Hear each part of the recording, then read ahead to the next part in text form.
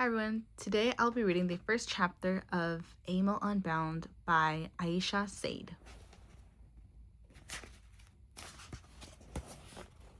Chapter 1. I watched from the window as the boys tumbled out of the brick schoolhouse across the field from us. Our class was running over, again. Girls shifted in their seats and sneaked glances at the clock above the chalkboard. My friend Hasfa sighed.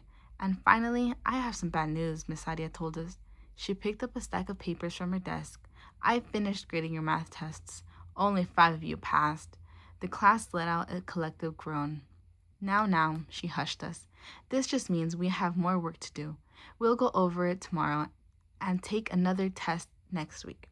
Those questions were hard, my younger sister Seema whispered to me.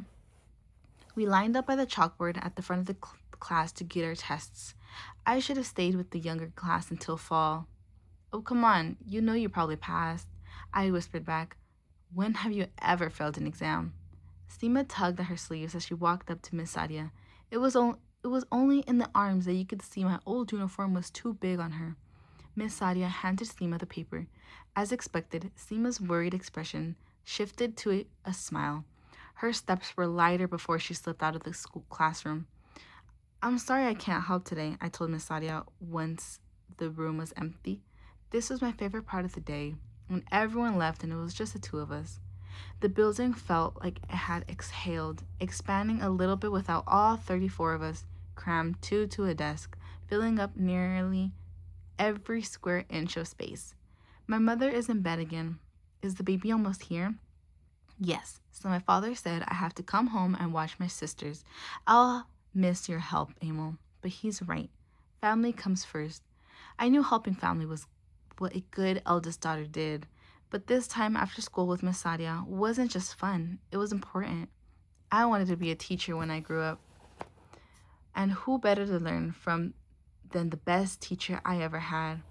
I loved washing the chalkboards, sweeping the floor, and hearing stories of her college days. I loved watching her go over lessons and rework them based on what worked and what didn't the day before. I learned so much from watching her. How could my father not understand? I could still use your help with the poetry unit next week, she told me. Some of the students are grumbling about it.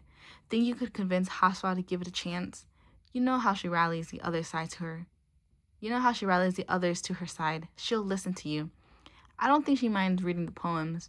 Writing them makes her nervous. You'd think everyone would be happy to write poetry shorter than an essay. It's different. The great poets like Ghalib, Rumi, Iqbal, they had things to say. And don't you have things to say? What would I write about? I laughed. My little sisters, my father's sugarcane field and orange groves. I love reading poems, but there's nothing for me to really write about. Our life is boring. That's not true. Write about what you see, write about your dreams. Pakistan was founded by the dreams of poets. Aren't we of the same earth? Miss Sadia's dramatic way of talking was one of the reasons I loved her, but I wasn't convinced. It's not that I wasn't proud of my family and our life. I was lucky to belong to one of the most prosperous families in our Punjabi village, but it didn't change the fact that I lived in a village so tiny it didn't even register as a dot on a map. But I promised I'd talk to Haswa.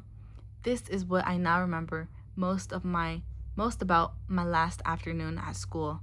The smell of the dusty chalkboard, the sound of the students lingering outside the door, and mostly how easily I took my ordinary life for granted.